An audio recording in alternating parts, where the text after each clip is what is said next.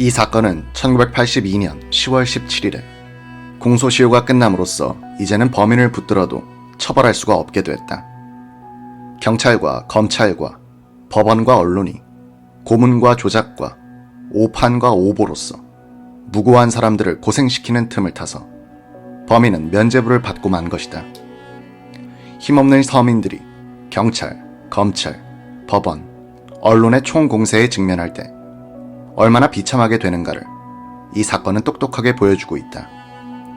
제도의 범죄는 처벌되지 않고 개인의 피해는 회복될 수 없음을 고문 후유증으로 40대에 요절한 김기철 씨는 폐인이 된 그의 몸과 정신으로 입증하였다. 이 기사는 1981년부터 1982년에 걸쳐 월간 마당에 쓴 것이다.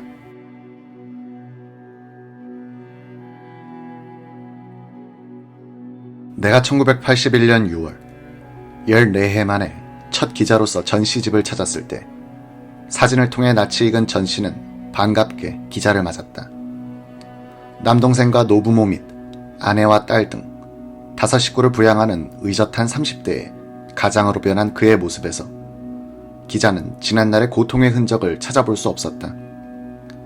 40평의 대지 위에 2회 전 새로 지었다는 22평짜리 아담한 양옥은 부산 동래 금정산 기슭의 숲을 배경으로 하여 깔끔하게 그들 가족을 감싸고 있는 듯 했다. 언젠가는 한번 밝혀야 할 얘기지만 전 씨는 부엌일에 바쁜 아내의 눈치를 보면서 아직도 그의 마음과 몸속에 살아있는 악몽을 되씹기 시작했다. 그들이 나를 내보내주기 전에 고별 대접을 해주더군요. 해운대 여관에서 나흘 만에 처음으로 밥도 먹이고 목욕도 시키고. 그런데 목욕탕에서 몸을 씻는데 말입니다. 천정에서 물방울이 뚝뚝 내 몸에 떨어지는데 그것이 깜짝깜짝 놀랄 만큼 아픈 거예요. 내가 이거 신경이 좀 이상해졌다는 생각이 문득 들더군요. 전 씨는 풀려 나온 뒤 동부경찰서 바로 옆에 있는 봉생신경외과에 입원했다. 이틀 뒤 그는 다시 부산대학병원 신경외과로 옮겼다. 2주 뒤 그는 퇴원했다. 전 씨는 그때 진단서를 뗄 수가 없었다고 한다. 떼어주겠다는 의사가 없더란 것이다.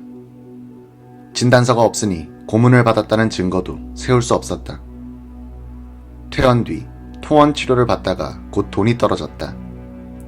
그때 전 씨의 집안 사정은 말이 아니었다. 아버지는 1급 상위 용사였다. 전 씨의 첫 돌날에 징집된 아버지는 인천 상륙작전에 참여, 압록강까지 진격했다가 중공군의 공격을 받고 부대에서 이탈, 고립됐다.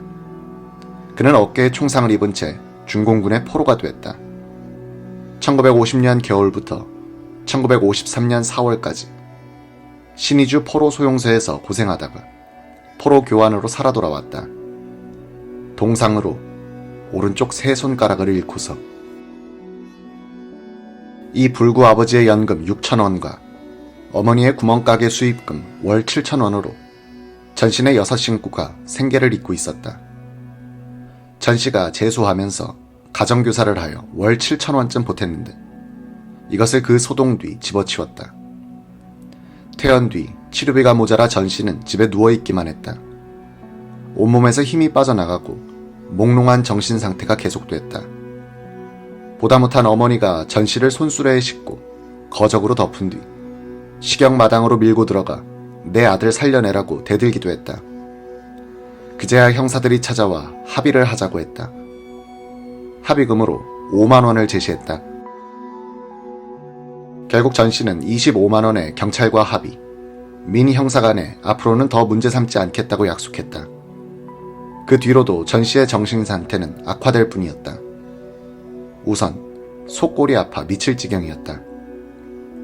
마취를 하지 않고 생다리를 절단하는 그런 아픔보다 더한 것 같았어요.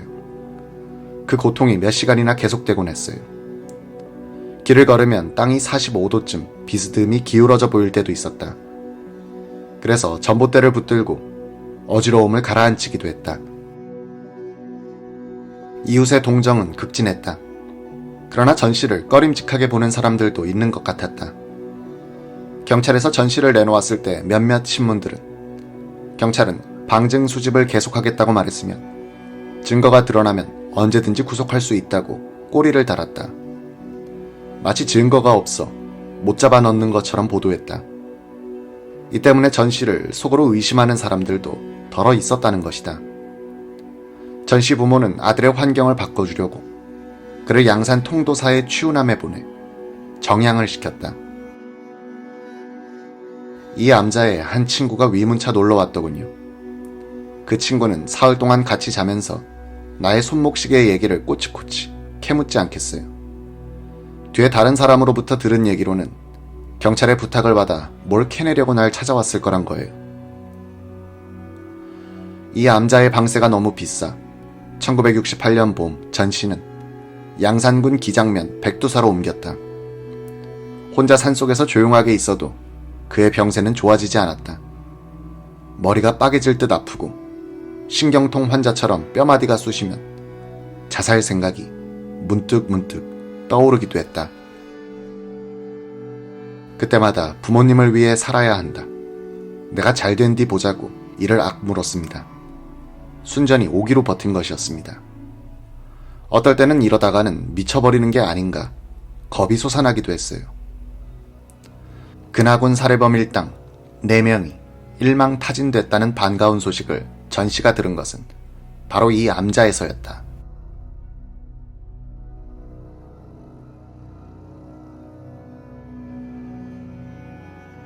(1968년 5월 29일) 전국 신문들은 또다시 기뻐 날뛰었다. 근하군 살해범 일망타진이란 제목이 일면 머리와 사회면 머리를 장식했다. 주범 최형욱, 하수인 정대범, 살해교사범 김기철, 김금식 씨의 사진이 큼직하게 실린 것은 물론이었다. 사건을 해결한 부산지검 김태현 부장검사의 흡족해하는 표정사진과 어린이 유괴 살해 사건 수사의 명검사란 프로필 기사가 또한 빠질 수 없었다. 그것은 근하군 살해 사건의 제2대 진범 대관식에 걸맞은 신문의 대접이었다. 이 대관식에 초대 진범이 빠질 수는 없었다. 기자들은 전경열 씨의 부모를 찾아가 소감을 받아갔다. 전 씨의 아버지는 멀쩡한 자식을 병신 만들어 놓은 경찰을 원망하면서 이제 공식적으로 누명을 벗었으니 개운하다고 말했으나 어머니는 아들 물어내라고 통곡을 터뜨렸다. 전국의 신문들이 신들린 것처럼 이 검거 기사를 크게 취급한 것은 결코 호들갑이 아니었다. 검찰의 발표 내용은 강력 사건이 가질 수 있는 모든 극적 요소를 망라하고 있었다. 주범이란 최형욱 씨는 그나의 친외삼촌이었다. 외삼촌이 조카의 사례를 원격 조정하고 협박장이 오면 매부의 돈 100만 원을 직접 들고 나가 하수인들에게 건네주기로 계획했었다는 발표 내용은 독자들을 분노케 하는데 모자람이 없었다.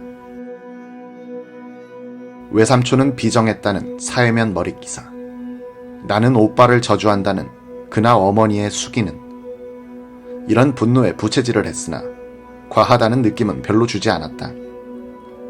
이들은 점조직과 가명을 써가며 범행을 저질렀고 조수의 유동을 계산, 시체를 대마도 쪽으로 실어보내버리려고 했다는 대목도 이 사건을 흥미롭게 윤색했다. 이들이 국가가 보장하는 알리바이를 얻기 위해 대구 교도소 교도관들을 매수, 복역 중이던 김금식을 범행 당일 하루만 빼내어 사용한 뒤 다음날 다시 깜빵으로 복귀시킴으로써 완전 범죄를 노렸다는 줄거리는 어떤 추리소설의 경지도 앞서는 수준이었다. 그래서 독자들은 검찰 엘리트가 역시 경찰과는 다른 점이 있다면서 이 어려운 사건을 풀어간 김태현 검사의 쾌거를 칭송해 맞이 않았다.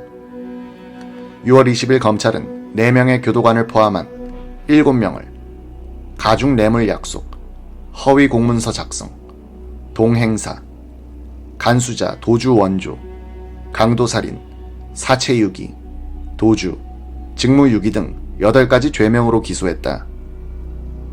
부산지법에서 열린 공판에서 6 피고인들은 한결같이 범행을 부인했다. 검찰 수사에서 자백을 한 피고인들도 그것이 자신들을 공산당으로 모는 절박한 상황에서 한 임의성 없는 자백이었다고 말했다. 다만 김금식 씨만은 범행 사실을 적극 시인했다. 그마저 10월 21일에 9회 공판 때부터는 심경 변화를 일으켰다.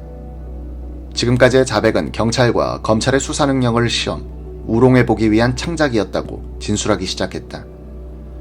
그는 검찰이 발표한 범인이란 사람들은 자기가 만든 각본에 속은 검사가 배역에 맞춰 잡아들인 무고한 양민들이며 서로 얼굴도 모르는 사이라고 폭로하고 자신에게 베푼 검사의 야릇한 대접까지 까발렸다.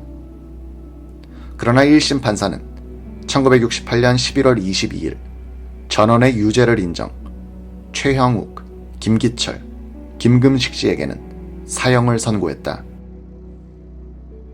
항소심 선고 공판은 그 이듬해 3월 21일 대구 고법에서 열렸는데 이번엔 전원에게 무죄가 선고됐다.